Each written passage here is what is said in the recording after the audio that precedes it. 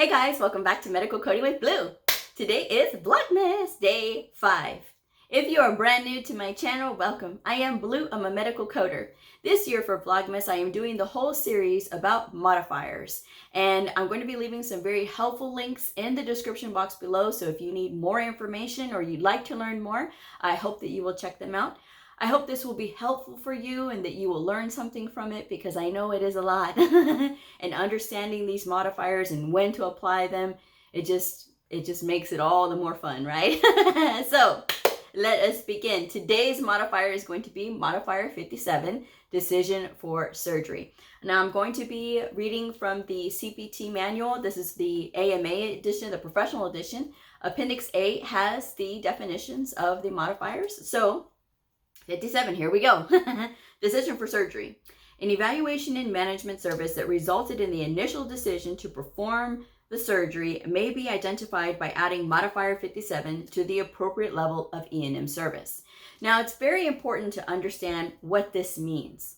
When a provider is making a decision to perform a surgery, and now not all surgeries require going up to the OR. There are some major surgeries that have a 90-day global period on them that can be performed in either the ER or in the clinic office.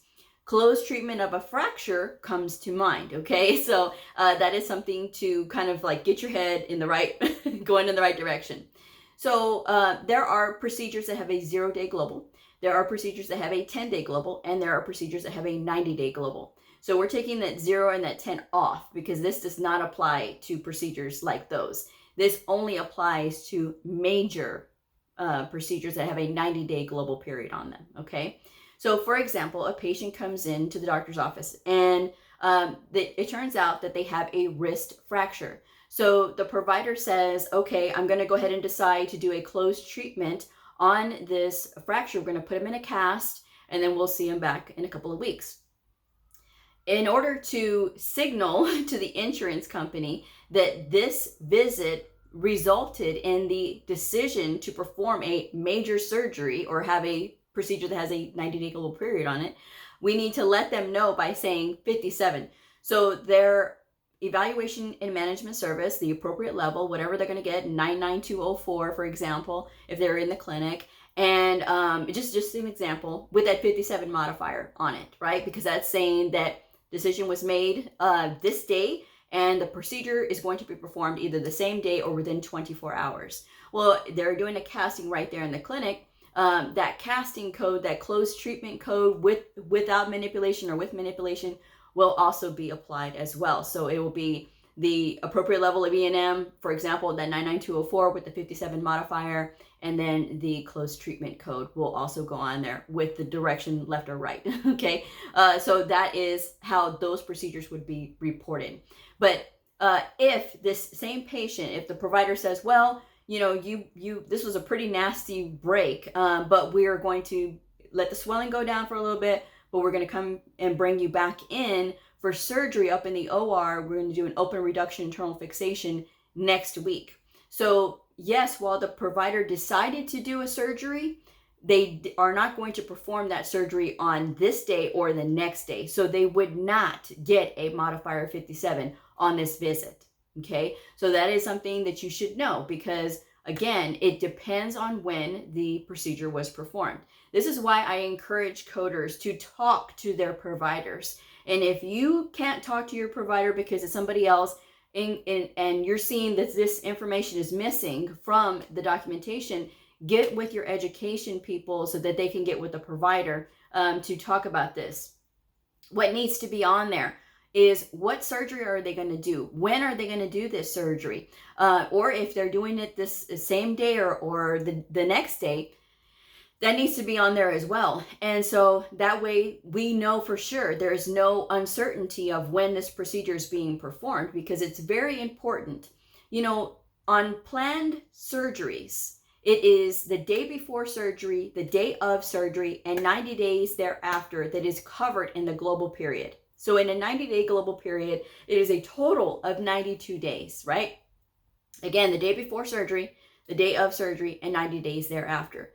This patient who has to have an open reduction internal fixation on their wrist, right, that's coming back a week later, if they're brought in for their pre-op the day before their surgery, this visit will not get an evaluation in management because it is considered part of the global package, okay? So again, that the day before, the day of, and 90 days thereafter is all covered for that procedure.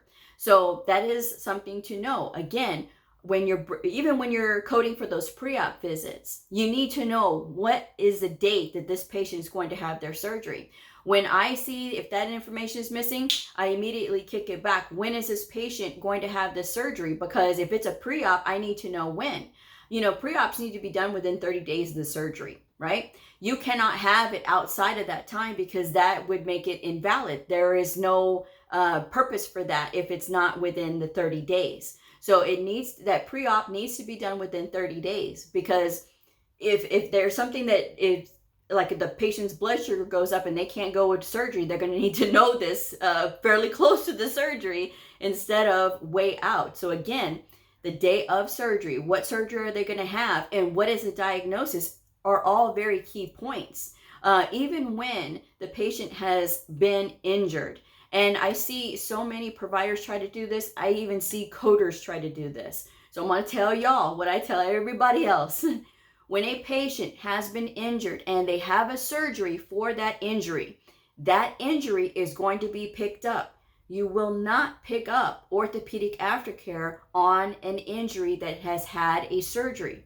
Now I hear the argument, well, Blue, if I repaired this patient, that means this patient no longer has that, or they're already healing. Okay, this is why we have these injury codes set up the way that they are. We have, it's a 7-digit character of a D for that subsequent subsequent encounter, because this patient is in the healing phase. Because at the end of the day, they had that surgery for that injury. So that is just something to kind of fully give you the picture.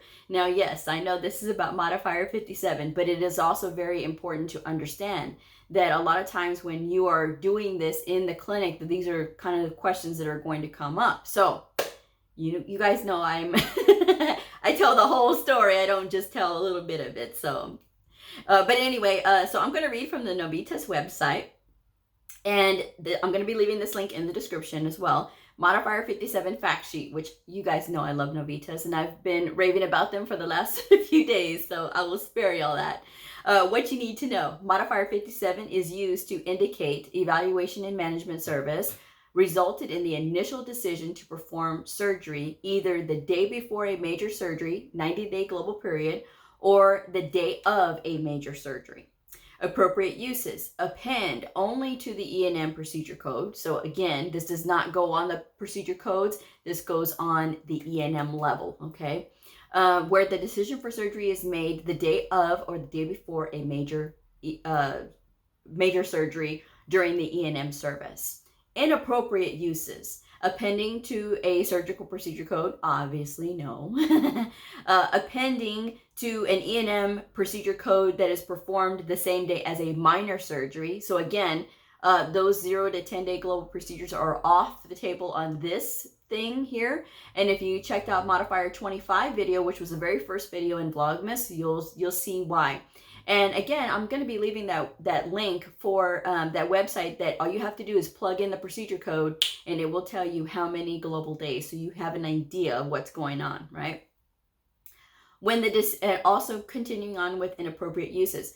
When the decision to perform a minor procedure is done immediately before a service, it is considered a routine preoperative service and is not billable in addition to the procedure.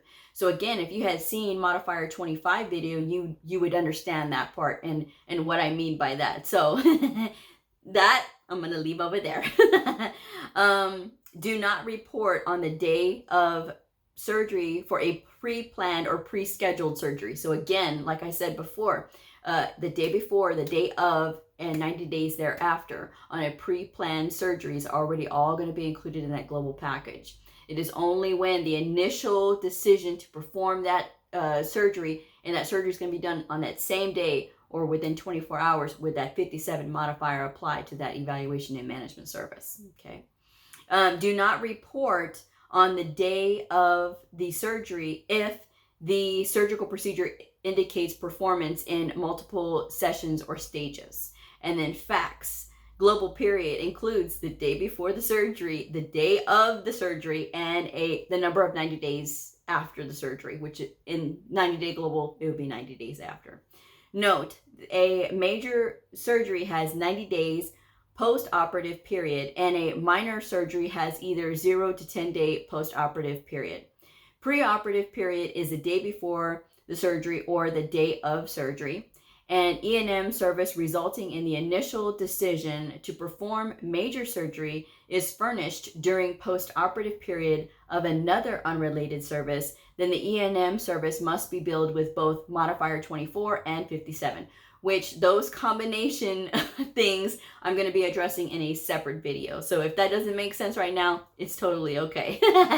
But that is my video for today. So hopefully that makes sense on when to apply that 57 modifier. So as long as, to recap, as long as that surgery has that procedure has a 90-day global period on it, then that means if it is done either that same day or the next day within those 24 hours, then that is when that 57 modifier is going to apply. If the provider says, I'm going to perform this surgery in a few days because we got to get the swelling to go down first, then yes, while he made the decision that day, that 57 does not apply because that surgery was not performed that same day or within 24 hours, okay? Now that decision for surgery obviously can be factored into the E&M level by all means, yes. But that 57 modifier stays off if that procedure is not done within that time period. Okay, so fun stuff, right? I love it anyway. But anyway, I'm going to wrap this one up. Thank you guys so much for joining me, and I will see y'all for tomorrow's Vlogmas. Bye!